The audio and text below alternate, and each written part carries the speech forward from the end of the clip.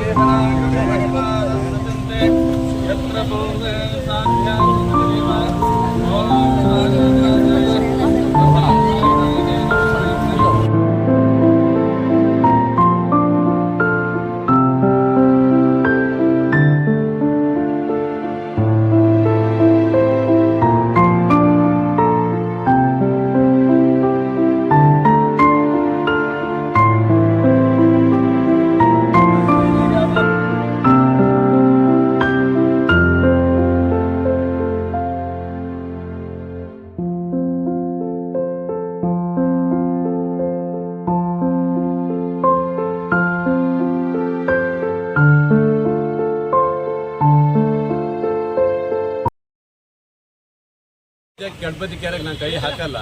ಈಗಾಗಲೇ ಸುಮಾರು ಜನ ಕೈ ಹಾಕಿ ಅದಕ್ಕೆಲ್ಲ ಏನೇನು ಮಾಡ್ಬೇಕಂತ ಮಾಡಿದ್ದಾರೆ. ಅದು ಏನು ಮಾಡಿದ್ದಾರೆ ಅರ್ಥನೇ ಆಗಿಲ್ಲ, ಹಾಗೆ ಮಾಡಿಟ್ಟಿದ್ದಾರೆ.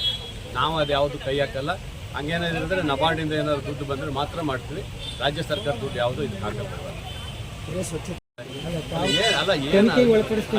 ಅದು ಇನ್ನೂ ದಾಖಲೆ ನಂಗೆ ಸಿಗಲಿಲ್ಲ. ಈಗ 60-70 ಲಕ್ಷ ರೂಪಾಯಿ ಮಾತ್ರ ಕೊಡೋಕ್ಕೆ ಬಂದಿತ್ತು, ಅದು ದುಡ್ಡು ಕೊಟ್ಟಿಲ್ಲ. ಅದನ್ನ ನಾವು ನಿಲ್ಲಿಸಿದ್ದೀವಿ, ಕೊಡಲ್ಲ ಅಂತೇಳಿ ಪೆಂಡಿಂಗ್ ಹಾಕಿ ನಿಲ್ಲಿಸಿಲ್ಲ.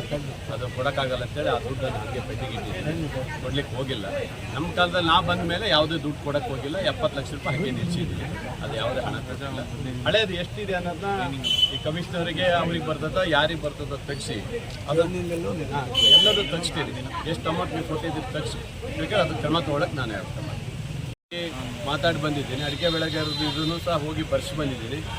ನಾನು ಮಂತ್ರಿಗಳು ಕೂತು ಮಾತಾಡ್ತೀನಿ ಅಂತ ಹೇಳಿದ್ದಾರೆ. ಮುಖ್ಯಮಂತ್ರಿಗಳ ಹತ್ರ ಏನಾದರೂ ನಿಯೋಗಕ್ಕೆ ಸಾಧ್ಯತೆ ಇದೆ ತರಲೋಗ್ತೀನಿ ಸರ್. ಈಗ ಹೋಗಲ್ಲ ಈಗ ಸದ್ಯಕ್ಕೆ.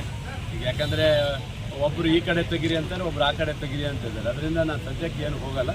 ಸದ್ಯಕ್ಕೆ ಯಾವುದೇ ಕೈ ಹಾಕಕ್ಕೆ ಹೋಗಲ್ಲ. ರಸ್ತೆನ 20 ಲಕ್ಷ ರೂಪಾಯಿಗೆ ಸ್ಯಾಂಕ್ಷನ್ ಆಗಿದೆ. ಶಂಕರ್ ಮಠದಿಂದ ಗ್ರಾಮೀಣ ನಮ್ಮ ಪೊಲೀಸ್ ಸ್ಟೇಷನ್ವರೆಗೆ ರಸ್ತೆ ಮಾಡಿ ಇಂಟರ್ಲಾಕ್ ಹಾಕಿಬಿಟ್ಟು ಚೆನ್ನಾಗಿ ಮಾಡಬೇಕಂತೇಳಿ ಮಾಡಿದ್ದೀವಿ. ಈಗಾಗಲೇ ಗುದ್ದಿ ಪೂಜೆ ಮಾಡಿದ್ವಿ. ಮಳೆ ಕಮ್ಮಿ ಆದ ತಕ್ಷಣ ಶುರು ಮಾಡ್ತಾರೆ. ತುಂಬ ಚೆನ್ನಾಗಬೇಕು. ಅಲ್ಲಿ ವಾಕಿಂಗ್ ಬಂದವರು ಕೂತ್ಕೊಳ್ಳಿಕ್ಕೆ ಬೆಂಚ್ಗಳು ಹಾಕಬೇಕು ಅನ್ನೋದು ಈಗಾಗಲೇ ಮುಂದೆ ಯೋಚನೆ ಮಾಡಿದ್ವಿ. ಬರೀ ಅಲ್ಲಿ ಬರೋರೆಲ್ಲರಿಗೂ ಖುಷಿಯಾಗಿರಬೇಕು.